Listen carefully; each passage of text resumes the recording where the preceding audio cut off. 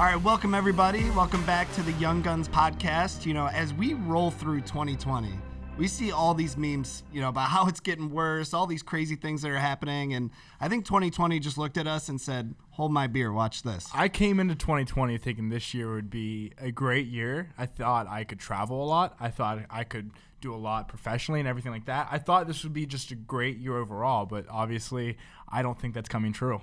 Right. So we have a lot of tension going on right now, and we just want to put it out there that we are here to educate you on how these actions are going to affect the economy, going to affect the market. We're here to educate you. So we want you to know we understand that something terrible happened.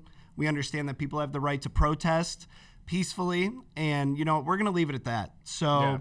Our job here is to talk about how what's going on now, all the different things, all the craziness is going to affect the economy, the stock market. I mean, that's what our job is here to do, right? Predict the future, right? So, we can talk about past events, and that's how we kind of predict the future, but we're not here to talk politics or, what's going on. And it is very, sad what's happening out there right now. And like Joe said, we are just going to leave it at that. So to get things started, though, take a look at what's happening right now in the economy.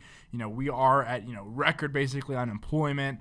I mean, new numbers just came out today, which is, it's a staggering number. People aren't getting back to work. And then you have all of this on top of it. We don't even hear about the coronavirus anymore. I mean, what do you think about that? I mean, it's not even in the news.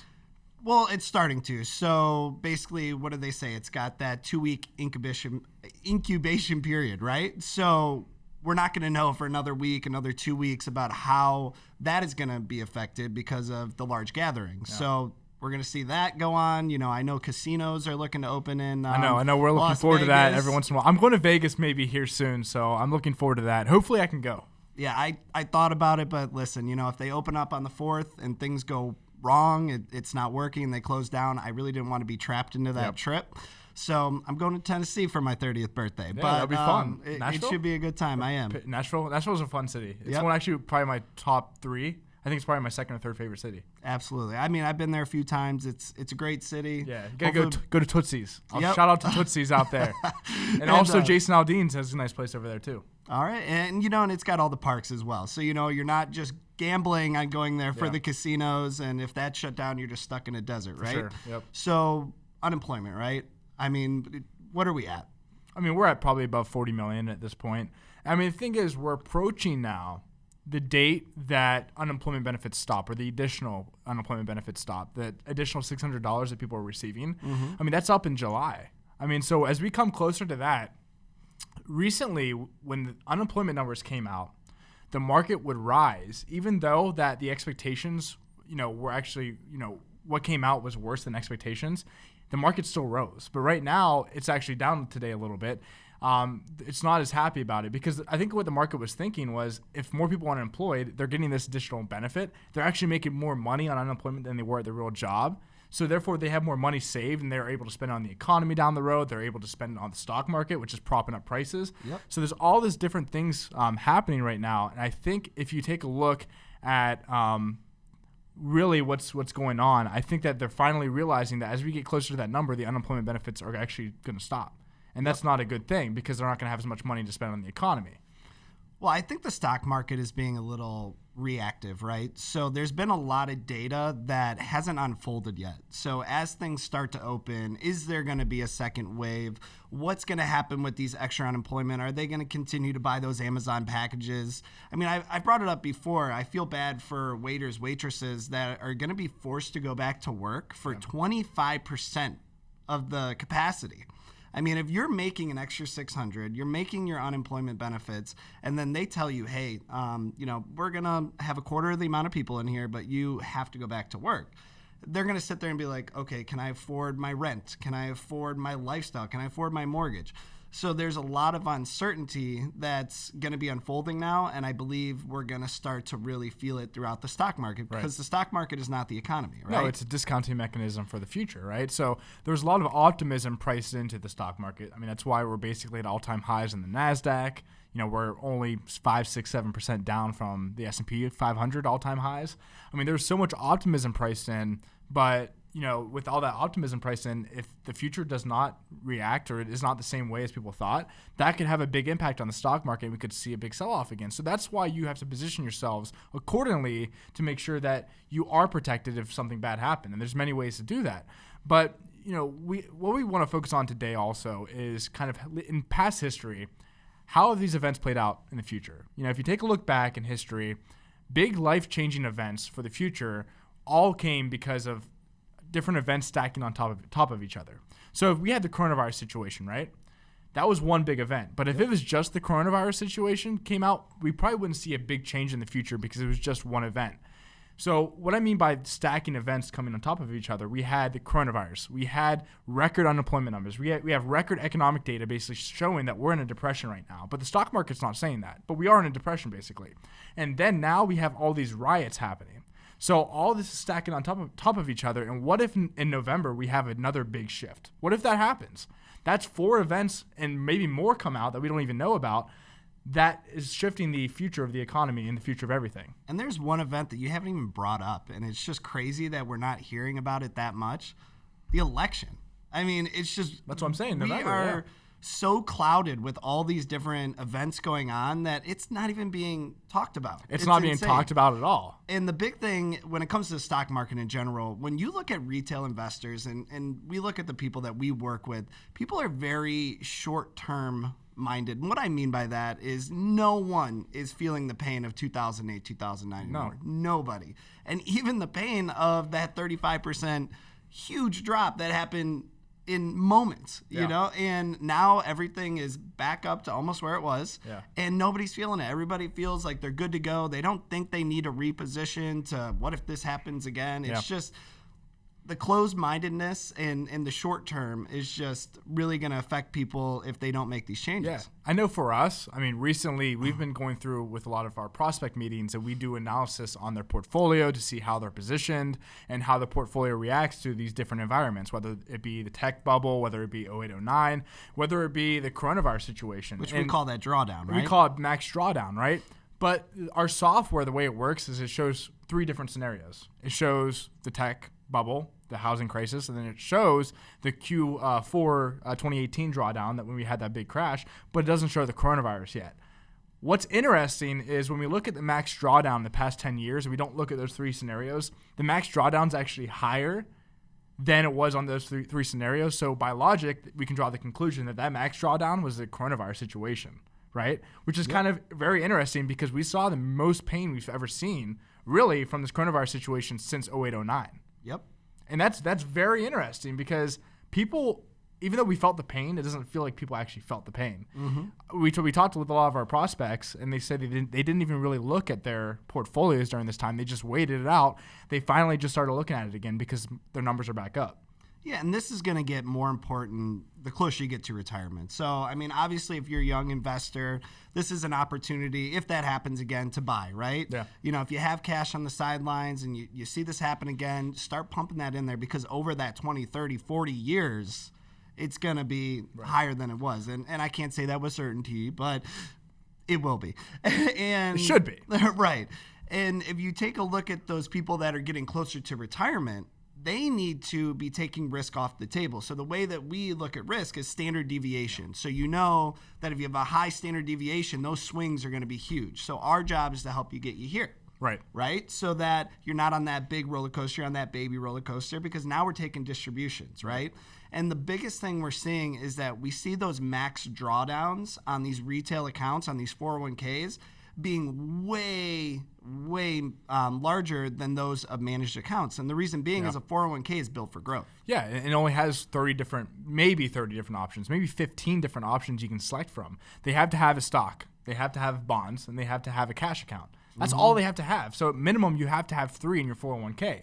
With your IRAs, you can have thousands of different selections. Yes, and that's why you can build a all-weather portfolio that is built for protection. Yep. That can have asset classes that aren't available in that 401k. Whether it's commodities like gold, whether it's direct real estate, whether it's alternative strategies where, maybe you can go both directions on the market and find that arbitrage, right? Yeah, or even get more complicated. We're not saying go do this, but you can even use derivatives, which is very complicated in your IRA. So you could sell a covered call, generate some premium and income. That's just one way to protect on the downside and generate some money and reduce that standard deviation that we were talking about. Absolutely. And if you look at those 401ks, not only are they built for growth, but I just read an article, and I want anybody out there that has a loan out on their 401k to really pay attention to this because it's important.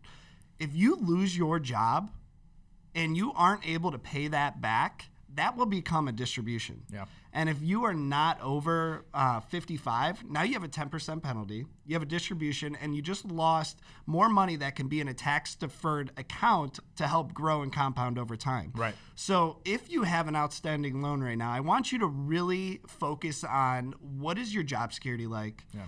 Can you pay that back more aggressively right now? Because you don't want to find yourself in a situation like that. So that's one big thing that if you could take anything away from this podcast, really pay attention to that, because I would hate to see anybody be forced to take that distribution. Yeah, absolutely. And the thing is, I mean, what we're talking about is there's all kinds of different things you can use to make your situation better, all kinds of different strategies that you can utilize.